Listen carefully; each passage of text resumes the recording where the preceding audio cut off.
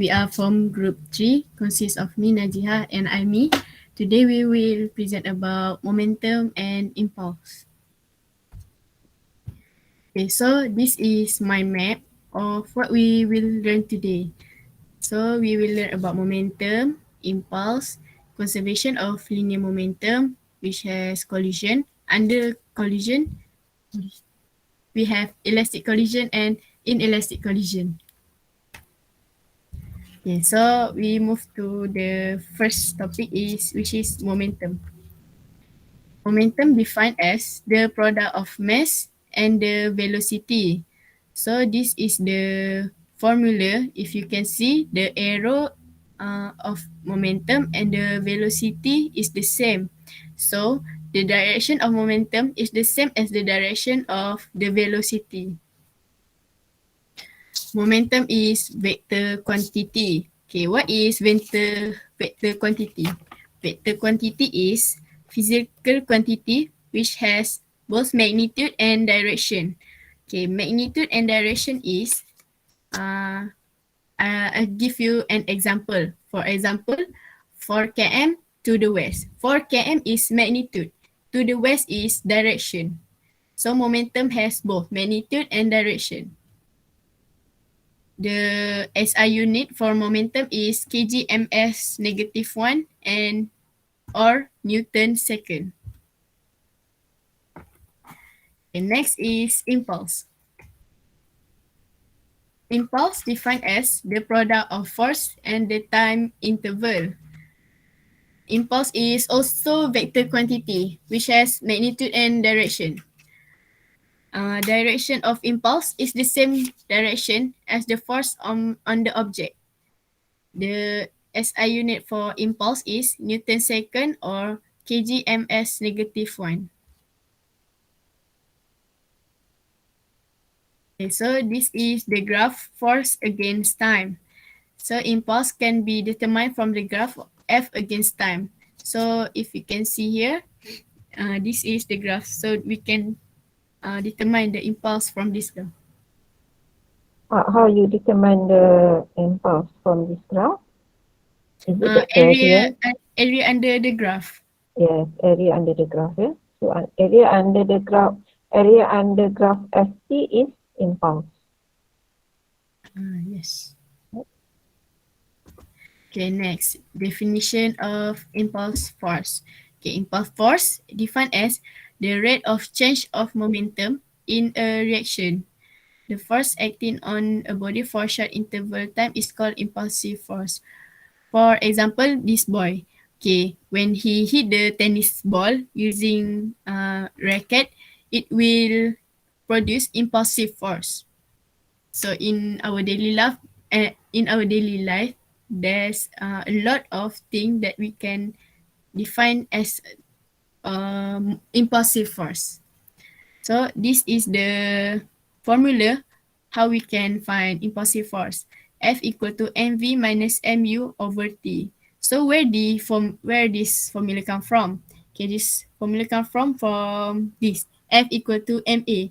M is mass, a is acceleration. Acceleration equal to v minus u over time. So if we multiple together, it will become like this, mv minus mu over time.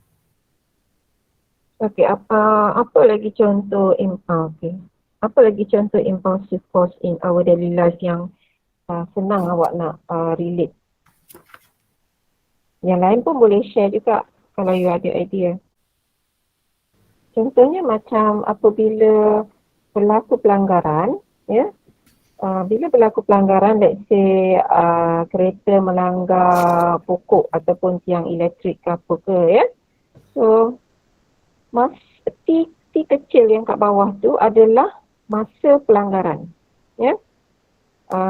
So kalau masa pelanggaran tu kecil, maksudnya impulsive force itu besar. Jadi bila impulsive force besar, that means kecederaan kepada penumpang akan lebih besar lah.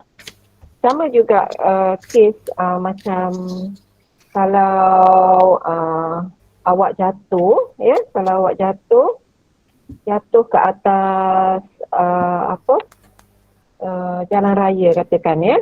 So kalau awak jatuh ke atas jalan raya, masa pelanggaran awak kecil sebab jalan raya tu dia keras kan. Katakan awak jatuh daripada bangunan tingkat 3, jatuh ke atas jalan raya ataupun simen bawah tu. So bila awak jatuh, masa pelanggaran tu kecil. So, bila masa pelanggaran kecil, kecederaan yang akan dialami oleh mangsa adalah tinggi sebab impulsive force dia besar. Ya. Tapi kalau awak jatuh di atas tilam, ya, apa berlaku? Badan awak akan jatuh dan terbenam ke dalam tilam so that T atau masa pelanggaran tu besar. So, bila masa pelanggaran besar, impulsive force kamu akan jadi kecil, jadi kecederaan dapat dikurangkan. Faham? So impulsive force ini lebih kepada daya impact yang dikenakan terhadap objek yang mengalami pelanggaran. Ya. Sebab itu kereta diperbuat daripada bahan yang mudah remuk supaya meningkatkan masa pelanggaran. So bila masa pelanggaran ditingkatkan, penumpang di dalam kereta akan mengalami kecederaan yang rendah lah kerana impulsive force dia rendah. Okay. Next. Okay, next, ni contoh momentum. Okay, contohnya bila pistol tu kita tembak, bulletnya akan keluar. So bila bulletnya keluar, dia akan menghasilkan momentum arah ke hadapan, in forward direction. So greater momentum, more force need to stop it. Okay, contohnya macam lagi besar momentum yang kita ada, lagi banyak daya yang kita perlukan untuk stopkan momentum tu. Contohnya macam bullet ni kan, dia punya momentumnya dah besar. So kita kena ada something yang lagi besar supaya bullet ni boleh berhenti. Kita macam tak boleh lah letak buku je. So, kalau buku tu dia boleh mengurangkan tapi dia tak boleh memberhentikan. Okay. Okay. So Berapa ni faktor yang mempengaruhi momentum yang tinggi? mass. Mass dan juga? Velocity. Velocity. Yes, velocity. So in this case, dekat bullet tu sebenarnya velocity dia sangat tinggi. Sebab tu momentum dia besar. Kalau kira bullet tu dia kecil je kan. Mass. Okay, tapi mungkin bullet tu daripada besi so mass dia besar jugalah ya. So that momentum dia akan jadi besar. Okay, next. So this is example of impulse. Bila budak lelaki ni dia pukul bola ni, dia akan menghasilkan impulse. Impulse tu, okay, impulsive, impulse ya. Impulse, jadi ramai pelajar confuse antara impulse dengan impulsive force. Kalau impulse dia punya simbol dia apa? G. J. Formula dia J sama dengan MV tolak MU. MV tolak MU. So impulse itu adalah changing in momentum. Tapi kalau impulsive force, simbol untuk impulsive force apa? F. F. Bila ada force saja memang simbol dia F. So impulsive force adalah apa? Apa MV. formula? MV tolak MU over T. T ataupun J over T. Ya. Iaitu changing in momentum lah, impulse. Okay. Next. Okay, next. Principle of conservation of linear momentum. Okay, when the next external force acting on a system is zero, the total momentum of that system is constant. Sekejap net external force tu maksudnya force net external force is zero. Adakah maksudnya ada force ataupun force dia kosong? Apa boleh terangkan? Force-nya kosong. Yang lain? Ada cadangan? Force kosong dengan net force kosong ada beza tak? Ada. Ada. Apa beza dia? Net tu jumlah dia, jumlah force. Yes. Maksudnya ada force tak kat situ? Maksudnya tak ada. ada force, tapi bila awak jumlahkan dia jadi kosong. Oh. Kalau force zero, that means tak ada force, ya. Kalau net force zero, maksudnya ada force, tapi bila dicampurkan dia jadi kosong. Contohnya, awak berdiri, satu orang kawan awak tolak ke kiri, satu orang kawan awak tolak ke kanan dengan daya atau force yang sama. So katakan awak berdiri, kawan awak tolak ke kanan 5 Newton, lagi seorang kawan awak tolak awak ke kiri 5 Newton. Kamu rasa kamu bergerak ke ataupun kamu statik? Static. Statik. Kenapa ke statik? Sebab ada force tak kat situ? Dekat sistem tu. Force Ada. Force ada. Net force? Kosong. Yes, itu maksud net force kosong. Net force kosong maksudnya ada force. Tapi bila you campur tolak force itu, dia jadi kosong. Nanti kita akan belajar lebih lanjut tentang net force equal to zero ni dalam tajuk 4 maksud saya. Alright, next. In isolated closed system, the total momentum of the system is constant. Maksudnya kalau kita bergerak je, tak ada force lain yang tolak kita, maksudnya momentum kita adalah sama. Alright. Okay, next is collision. Collision is an isolated event in which two or more bodies, the colliding bodies, exert relatively strong force on each other for a relative short time. Maksudnya collision ni ialah pelanggaran lah, pelanggaran. Bila dua benda berlanggar antara satu sama lain.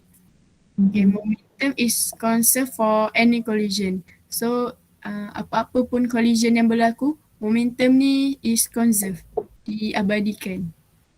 Maksudnya momentum before collision, total momentum before collision and total momentum after collision nilai dia sama. Sebab tu kita kata momentum is conserved, ya. Okay. Okay, collision have two types, inelastic collision and elastic collision. Okay, elastic collision. Elastic collision when the object moves separately after the collision. Maksudnya contohnya dua kereta berlanggar. Bila kereta tu, lepas je kereta tu berlanggar, bila kereta tu bergerak separately, itu adalah elastic collision.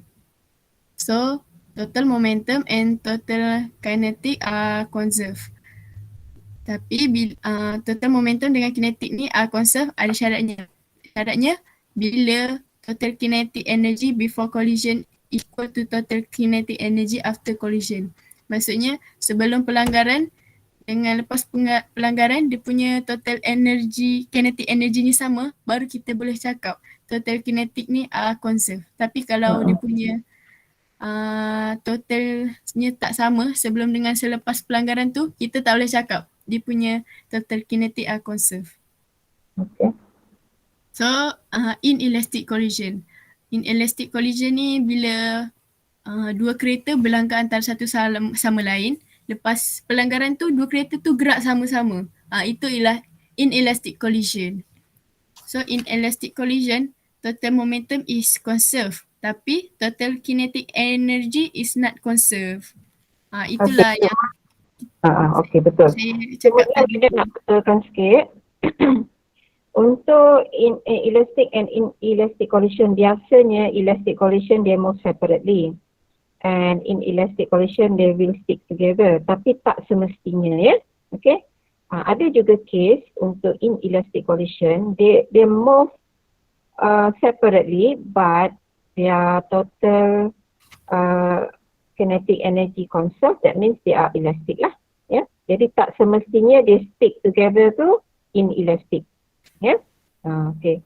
Tapi macam mana you nak bagikan equation? Kalau dia stick together, you use equation for yang second one tu lah. Because of course velocity dia akan sama when they are stick together. Right. Next, Najisma. Okay, next. Okay, so I will show you supaya lagi nampak.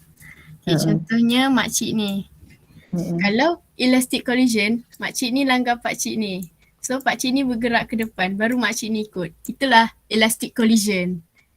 Dia bergerak separately lepas pelanggaran. Tapi kalau contoh, makcik ni langgar pakcik ni. Lepas tu diorang gerak sama-sama.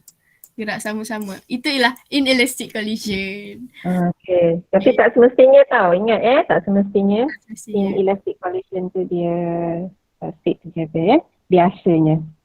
Biasanya dia stick together. Alright. Okay, next. Okay, inilah contoh dalam kehidupan seharian elastic collision. Snooker ball. Bila kita tembak yang bola putih ni, lepas tu semua bola ni bergerak dekat separate direction. So itulah elastic collision. Diorang tak gerak sama-sama, diorang gerak lain-lain.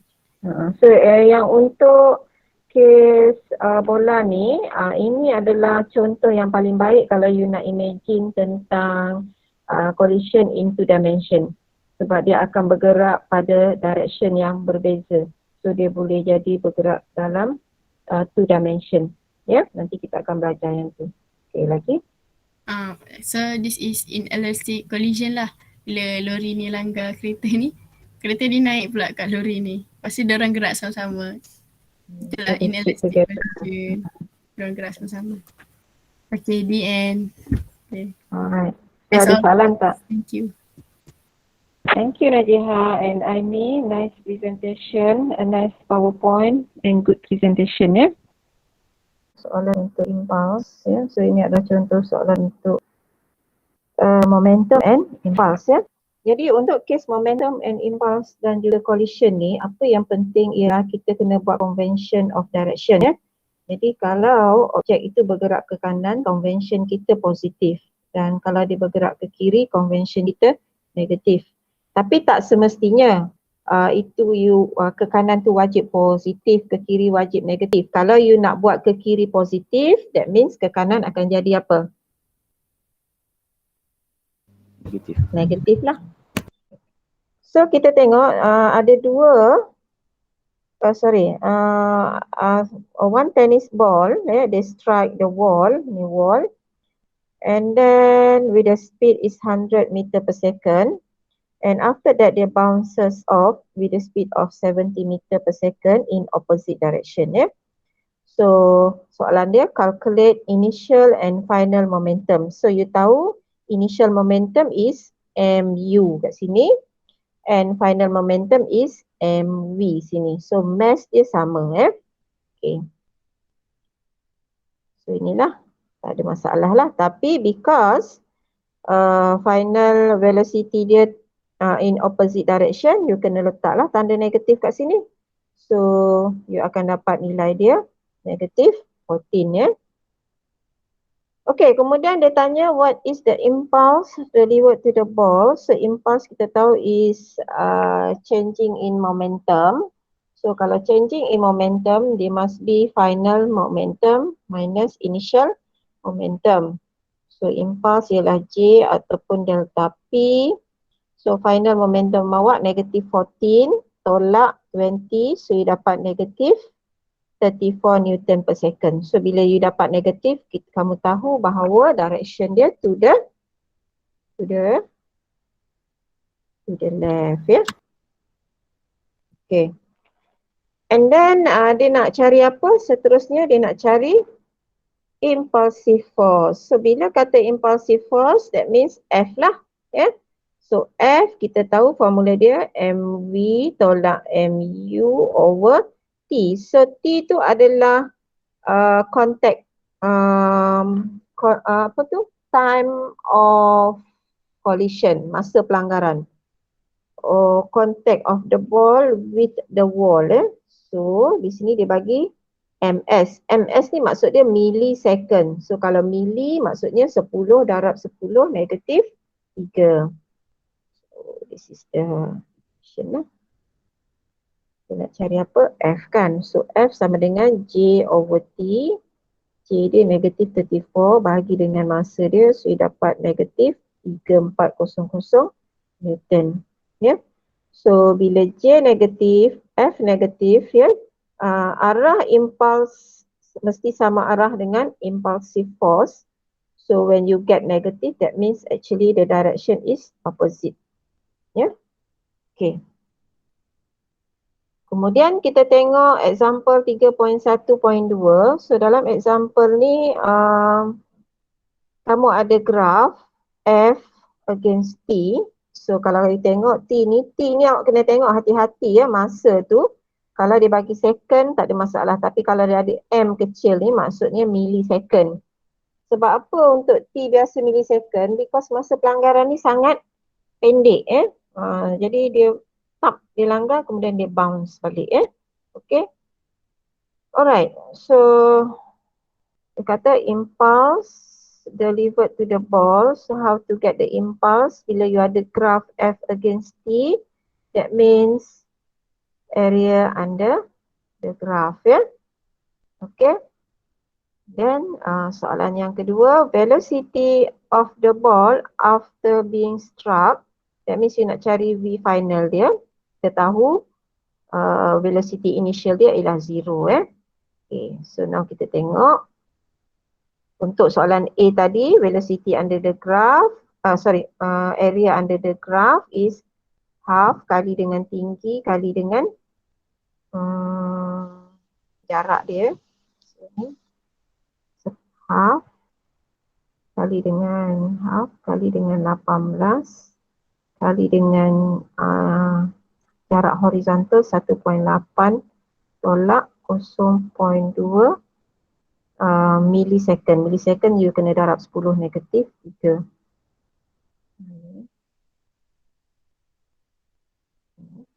So you dapat impulse dia 14.1 Newton per second, Newton second So now untuk soalan B kita nak cari apa? Velocity. So you tahu impulse sama dengan mv tolak mu. So impulse kita dah tahu 14.4. V kamu tak tahu tapi U adalah 0. So M dibagi 60 darab 10 negatif 3. So you can find your velocity lah. Okay.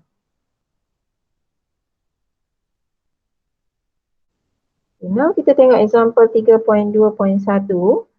So yang ada car A and car B. They are moving kalau ni dia akan jadi head on collision. So head on collision tu dia bertembung depan dengan depan So after collision car A bounce backward. So dia after collision dia akan ke belakang. So car B ni kita tak tahu. So kita akan kira lah nanti Baik. Calculate the final velocity. So kamu keluarkan nilai yang ada.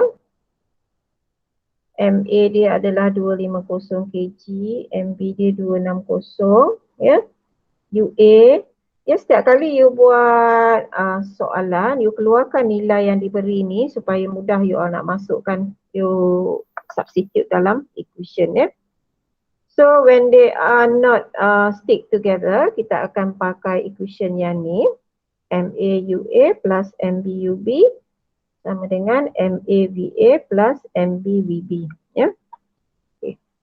Masukkan nilai. Okay, kenapa you masukkan nilai negatif dekat KB? Because KB moving to the left Okay, kemudian VA ni kita letak negatif because moving to the left. Tapi VB kita tak tahu dia moving to the left or to the right, so you jangan letak tanda. Nanti bila you dapat jawapan, you tahu dia moving to the left or to the right, depends on nilai dia. So bila kamu kira, you akan dapat nilai dia positif kat sini, that means you tahu dia moving to the right. Okay. Okay, so kita nak kira type of collision. Jadi kamu campurlah total kinetic energy before collision and total kinetic energy after collision. So kalau kamu tengok di sini, before collision, total kinetic energy dia adalah sebanyak ini. After collision, ini total kinetic energy dia. So kamu nampak kinetic energy dia sama ke tak? Tidak. Tak sama. So boleh tak kita kata collision ni elastic collision? Tak. Tak boleh. Tak boleh. Ya, tak boleh ya. Walaupun they are move separately but they are not elastic collision. They are inelastic collision. Itu maksud saya tadi. Tak semestinya when the object move separately after the collision, we can say they are elastic collision. They can be in elastic collision. So how to know, how to prove? You check the kinetic energy. If kinetic energy sama, that means elastic collision. If kinetic energy different before and after, that means they are inelastic collision. Yeah. Okay. Okay, now Madam terus masuk kepada collision into dimension. Yeah. So kalau kamu nampak sini, kat sini ada tennis ball, dia bergerak ke kanan. And yang sini ada soccer ball, dia kalau kat sini at rest lah. So satu bola kecil, satu bola besar. Bola kecil tu langgar bola besar. Okay. Baik, selepas pelanggaran apa berlaku, bola kecil ni dia akan terpesong kat sini. Dia tak bergerak lurus macam tu. Dia terpesong ke bawah dengan angle 50 degree ya. Alright, sorry. Okay, so kamu tengok tennis ball mass dia 250 gram and dia bergerak dengan 20 meter per second, and soccer ball nilai dia 900 gram. So bila nilai dalam gram, you have to change into kilogram because our SI unit for momentum ialah kilogram meter per second. Yeah. Okay. And then after collision, this is the velocity dia lah. Jadi apa yang kamu lihat di sini, kalau kamu tengok di sini, velocity untuk tennis ball, dia ada angle. So kita tahu nilai dia bukan pada nilai X component sahaja, tapi dia ada nilai pada Y component. So ni X component.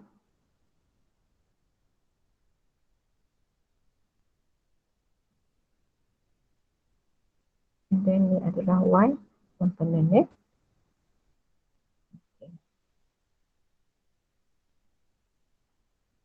X, ni Y. So Y tu sama juga kat sini lah kalau you nak tengok. Pun Y jugalah kan. Okay, so yang ni pun Y juga. Ini adalah X kan. So untuk V1, you akan jadi V1 sama juga you resolve into V1X and V1Y. Yeah. So V1X you tahu yang warna merah tu. So dia adalah bersebelahan dengan angle. Ni bersebelahan dengan angle. So kita tahu nilai dia V1X equal to, dia akan jadi V cos theta.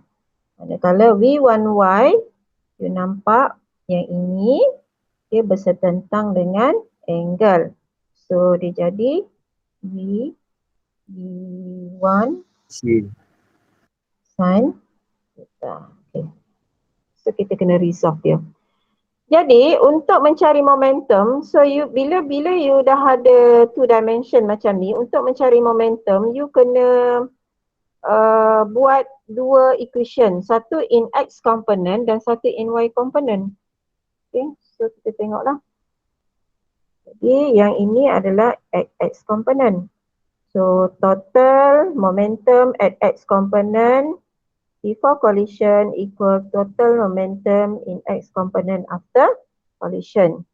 So kamu tengok before collision momentum dia adalah pada X component sahaja, tak ada angle kan. So kalau tak ada angle senanglah sikit. Kita tak perlu nak buat resolving vector dekat before collision. So masukkan mass sekali dengan laju awal untuk bola kecil, untuk soccer ball 0 before and after mass kali V1X. V1X tadi kita dah tahu V1 cos theta 1. Campur dengan mass of soccer ball. So V2X ni kita tak tahu arah dia mana. So you letak je V2X. Kan nilai. Jadi apabila you selesaikan, you dapat V2X adalah 4.84 meter per second. Tapi kamu tak tahu V2X tu arah mana. Tunggu sekejap lagi. Kita cari V2Y. So nak cari V2Y, kamu kena gunakan Y component. Okay, total momentum at Y component sama dengan total momentum, sama dengan after momentum at Y component. Okay, kenapa before collision total momentum at Y component ni kosong?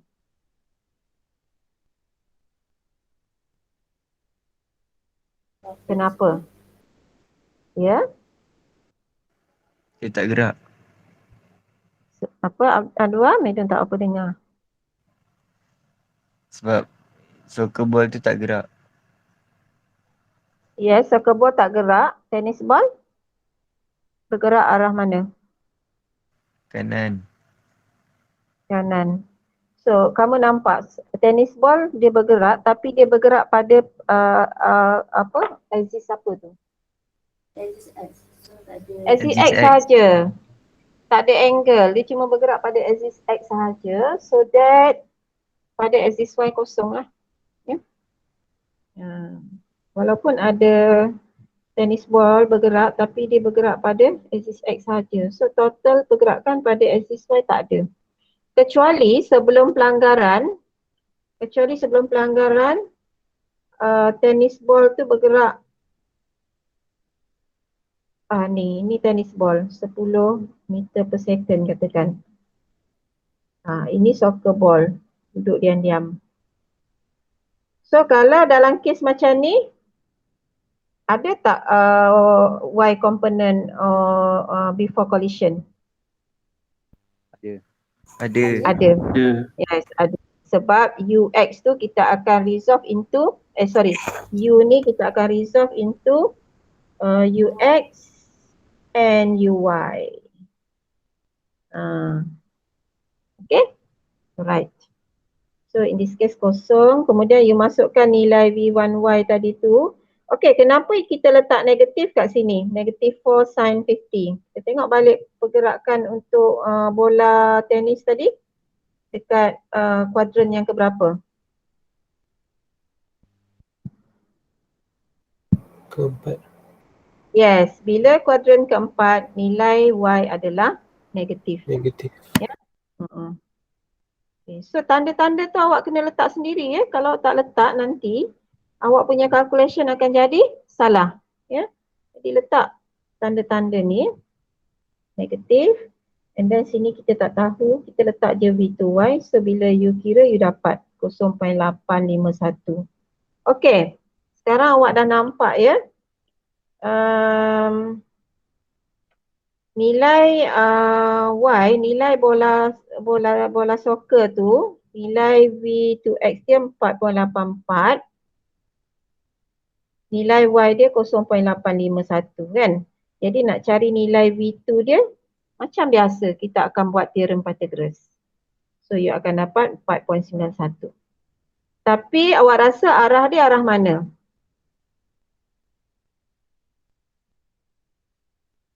Because dua-dua ni positif, so mestilah dia berada pada kuadran berapa? Yang pertama. Kuadran yang Pertama. So kamu tengok sini ya.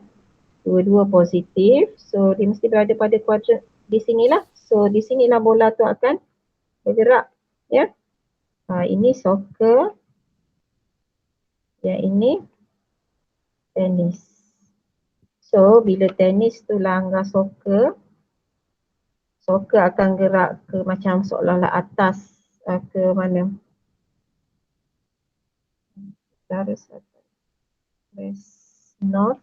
Tapi yang tenis akan bergerak west south kan? Ya. Okay, so this is the angle for soccer. So kamu kena carilah angle theta 2 ni. Sebab kita tak tahu angle dia berapa kan. So nak cari angle dia kita gunakan tangent macam biasa. So ini theta 2 equal to tangent V to Y bahagi V to X. So dapatlah 9.97 from positive X. Ataupun above X positif boleh juga. Kalau nak kata positif axis anti-clockwise, that means dia arah sana lah, anti-clockwise macam tu kan. Boleh juga. Ataupun you lukis gambar ni pun kita dah maklum dah kedudukan bola soccer tu di mana. Ya. Okay, boleh faham?